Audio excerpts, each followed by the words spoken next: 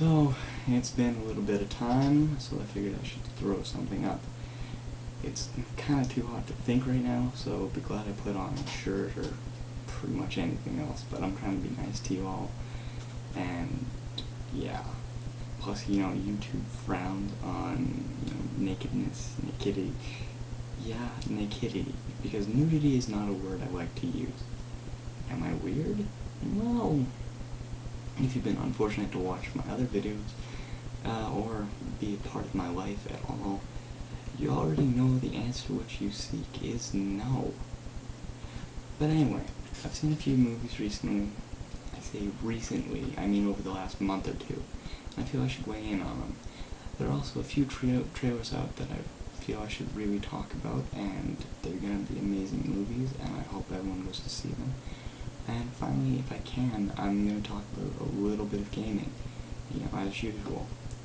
First off the bat, Up, which I'm hoping everyone saw. It was quite a sad film, funny as hell, but just really, really sad. It just struck me. But speaking of Up, another that opened that weekend was, of course, Drag Me to Hell, Sam Raimi's return to horror, which I was so happy about. I haven't been able to get to see it yet. I've been extremely busy, but I did hear mixed things, and unfortunately, as much as I love Sam Raimi, and I am going to have to see it, it's on my to-do list, like, right near the top. I'm a little bit, pissed off that he chose such a, well, not a terrible actor, but it just seems wrong to have someone who's not as badass starring in a horror film like this.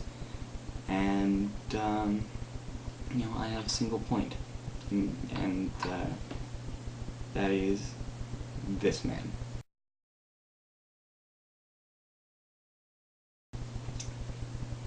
This, for every single person in the audience who doesn't know, is Bruce Campbell. He's the man who starred in Raimi's Evil Dead series, which was quite possibly the most epic of all things ever. And of course he also makes appearances in Darkman, Spider-Man, Bubba Hotep, and many other fine films. I'm completely serious. This man deserves to have a star on the Walk of Fame, and, I'm a little bit ashamed that he doesn't. Getting back to the films, by the way, some buddies and I went to see I Love You, Beth Cooper, and quite honestly, I had a great time staring at Hayden Panettiere. But really, it was funny. You knew where it was going to go, and it was interesting to see the massive amounts of craziness that got thrown into the script. Like, the writers, were high and thought it was a good plan to have them go to high school and have a towel fight.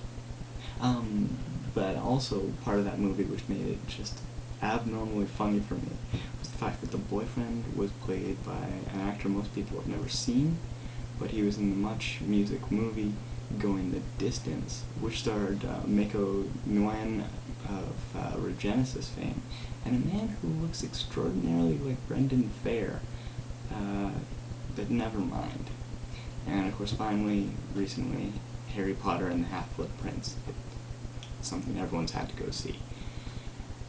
And for some reason, I'm the only person in my family who saw how much homosexuality was in the movie. Maybe I'm reading too far into it.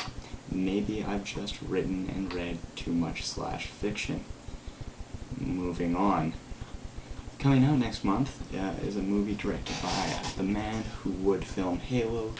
This one, called District 9, is based on a short film he did. You can find it on YouTube, called Alive in Joburg. I speak only of Neil Blomkamp, who's just about 30 now. He's does a lot of his filming in Vancouver, and he has made what may possibly be the most epic movie of the summer and possibly year. I hope everyone checks it out. It's going to be produced by Peter Jackson, who, if you guys saw him, has lost some weight. So he's gone from looking like Kevin Smith to looking like a dark-haired Charlie from Lost. I don't know if I'm the only one who sees it.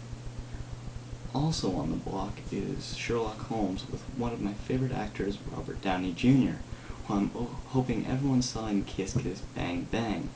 Stars him, Michelle Monaghan, and Val Kilmer in a semi-noir. It's hilarious. Just honestly, watch it.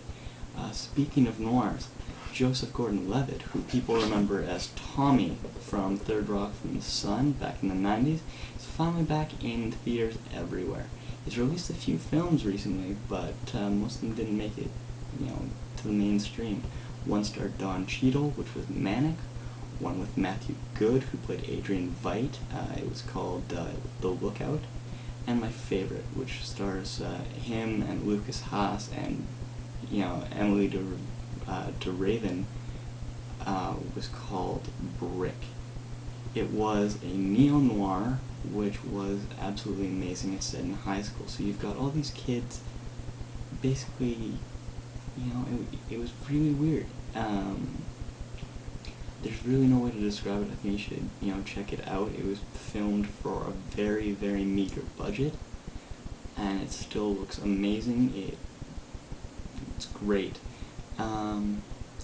But really, he's now on screen twice this summer, in 500 Days of Summer with Zooey Deschanel, and in G.I. Joe. He's playing Cobra Commander, which, it looks okay, but I'm just happy to, see a great man back on, on film. Of course, Christopher Eccleston as well in that, which should be great. And I just wish great things for Joseph Gordon-Levitt. And a few more films that need to be talked about. Tron Legacy, starring Jeff Bridges once again, which I'm going to have to go very far in depth when I have time. It's just absolutely amazing. Check out the trailer if you can. And Halloween 2. I know my buddy's going to be pissed off if I didn't talk about that. It looks great. Rob Zombie, he's making yet another good film. And finally, if you love Dexter, which stars Michael C. Hall, usually on HBO, Movie Central, I think it got moved to cable as well. He's in Gamer coming up with Gerard Butler, but there's a new comedy coming out called How to Be a Serial Killer. How fucking original is that? But it looks good. So I hope you guys have enjoyed my insanity once again. And so if you like it, you can comment, rate, subscribe. Thanks everybody. Enjoy the heat. I know I'm not.